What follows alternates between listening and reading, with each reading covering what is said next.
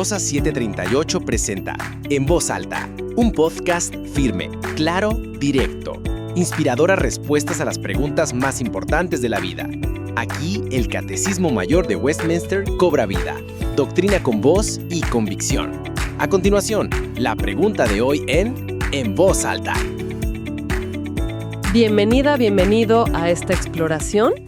Hoy nos metemos con un texto que busca responder una pregunta, fundamental. ¿Qué es Dios?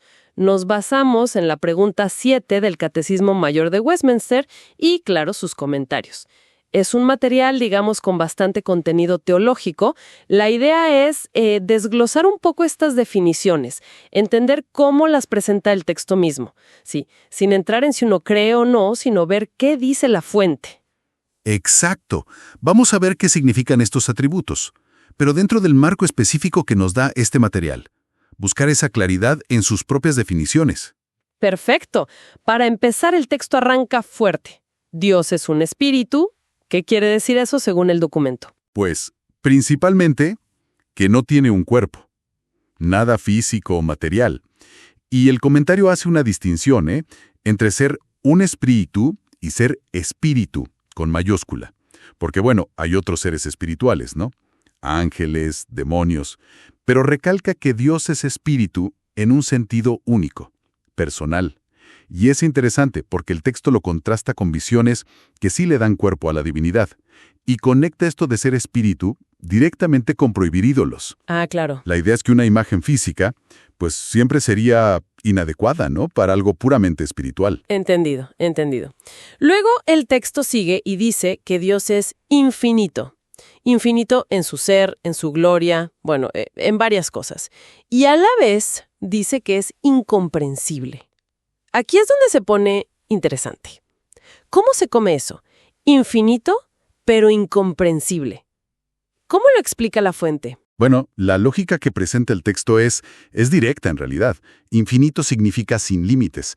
Entonces, justamente porque nosotros sí tenemos límites, somos finitos, pues nuestras mentes no pueden abarcar, no pueden comprender del todo algo que no tiene límites. O sea que la infinitud es la causa de la incomprensibilidad. Exacto. De ahí viene lo incomprensible. El material hasta sugiere que si pudiéramos comprenderlo totalmente, pues seríamos iguales a él. Y también lo relaciona, citando por ejemplo a Reyes, ¿no? Con que ni el universo entero puede contener a Dios, aunque esté en todas partes. Es esa idea de trascendencia. Qué concepto. Vale, y esta idea de ir más allá de los límites, ¿cómo se aplica al tiempo? El texto dice que es eterno y también inmutable. Correcto, eterno. El comentario lo explica como sin principio ni fin, existiendo como fuera del tiempo que nosotros experimentamos, por encima de él. De hecho, usa una analogía, la de un círculo. Dios estaría en el centro y todos los puntos de la circunferencia, pasado, presente, futuro, están como presentes para él, al mismo tiempo. ¡Wow! Fuera del tiempo lineal. Vale. Pero lo de inmutable, ¿qué no cambia? Eso siempre genera preguntas, ¿no? Por esos pasajes de la Biblia donde parece que Dios, se arrepiente. El caso de Nínive, por ejemplo. Sí, el comentario entra en eso. Y la explicación que da es que la inmutabilidad se refiere a su ser, a su esencia y a su plan, digamos fundamental. Eso no cambia. Cuando la Biblia usa el lenguaje como arrepentirse, el texto lo interpreta no como un cambio en Dios, sino un cambio en la relación de Dios. Hacia la criatura que sí cambió, como Nínive, que se arrepintió. Pero ese cambio en la relación, argumentan, ya estaba previsto en el plan eterno e inmutable de Dios. No es que Dios improvise. Fascinante esa distinción. Ok, pasemos a otro atributo. Todopoderoso, omnipotente. Esto significa que puede hacer lo que sea, absolutamente todo, sin ninguna excepción, según la fuente. Aquí el texto puede matices. Sí establece límites, pero son límites que vienen de su propia naturaleza. O sea, Dios no puede contradecirse. ¿Cómo sería eso?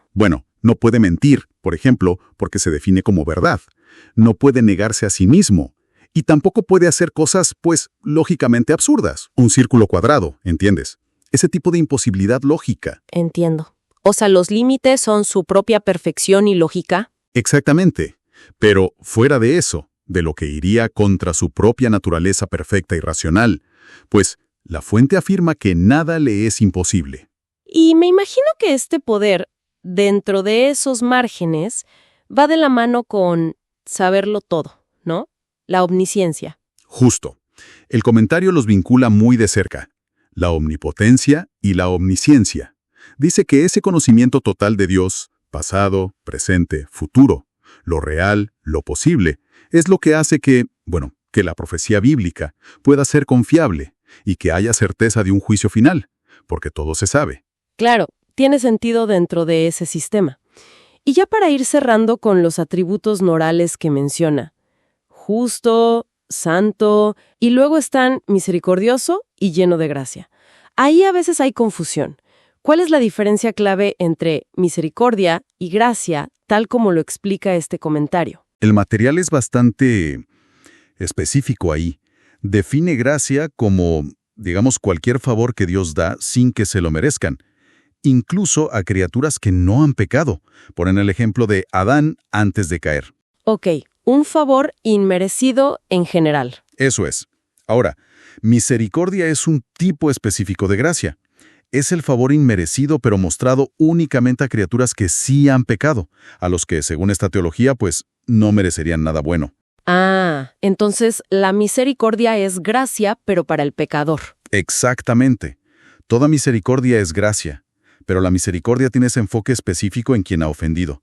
La clave es la condición de quien recibe ese favor.